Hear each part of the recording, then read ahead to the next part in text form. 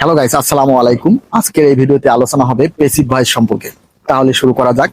যেমন আমরা বলে থাকি যে আমাকে ডাকা হয়, আমাকে ডাকা হচ্ছে, আমাকে ডাকা হয়েছে, আমাকে ডাকা হয়েছিল, এই কথাগুলো বলে থাকি।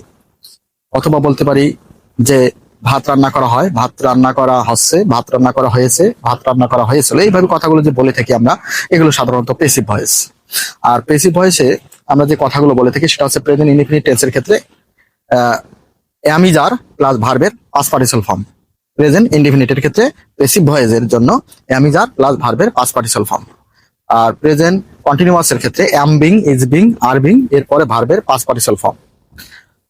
আর প্রেজেন্ট পারফেক্ট টেন্সের ক্ষেত্রে have been, has been plus ভার্বের পাস্ট পার্টিসিপাল ফর্ম। আমরা এটা কিন্তু প্যাসিভ ভয়েস সম্পর্কে আলোচনা করতেছি। তাহলে আরেকবার বলতেছি, প্রেজেন্ট ইনডিফিনিটে অ্যামিজার ভি3, প্রেজেন্ট কন্টিনিউয়াসে am being, is being, are being plus ভি3, present perfect have been, has been plus ভার্ব3 অর্থাৎ ভার্বের পাস্ট পার্টিসিপাল ফর্ম। আর পাস্ট ইনডিফিনিটে হচ্ছে ওয়াজ ওয়ার প্লাস ভি3। আর ফিউচার টেন্সের ক্ষেত্রে যে মডাল ভার্বগুলো আছে এই মডাল ভার্বের পর ভি, বি প্লাস ভার্ব3।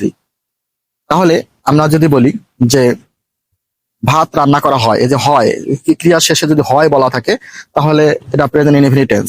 তাহলে হবে রাইস ইজ কুকড, ভাত রান্না করা হয়। এখন যদি বলি ভাত রান্না করা হচ্ছে, কন্টিনিউয়াস টেন্স, তাহলে অ্যাম being, is being, are being এখানে ব্যবহার করব। তাহলে হবে রাইস ইজ বিং কুকড, ভাত রান্না করা হয়েছে, এটা প্রেজেন্ট পারফেক্ট টেন্সে করতেছে, তাহলে have been, has been plus ভার্বের পাস্ট পার্টিসিপাল ফর্ম।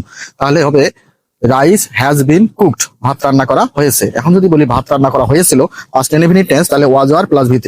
তাহলে হবে রাইস ওয়াজ কুকড, ভাত রান্না করা হয়েছিল। এখন যদি বলি ভাত রান্না করা হবে, যে ব বে বো ফিউচার টেন্স উইল ব্যবহার করবো এখানে, তাহলে হবে রাইস উইল বি কুকড, ভাত রান্না করা হবে। এখন যদি বলা হয় যে ইংরেজি শেখানো হয়, তাহলে এটা প্যাসিভ ভয়েস। আর ইংলিশ তো কাউকে শেখাতে পারে না, নিজের কাজ নিজে করতে পারে না। সাবজেক্ট যখন অলস থাকবে তখনই তো প্যাসিভ ভয়েস হবে। তাহলে English is taught, is taught taught, তাহলে ইংলিশ ইজ টট, ইংরেজি শেখানো হচ্ছে, কন্টিনিউয়াস টেন্স। তাহলে হবে ইংলিশ ইজ বিং টট, ইংরেজি শেখানো হয়েছে। ইংলিশ হ্যাজ বিন টট, ইংরেজি শেখানো হয়েছিল। ইংলিশ ওয়াজ টট, ইংরেজি শেখানো হবে। তাহলে হবে ইংলিশ উইল বি টট।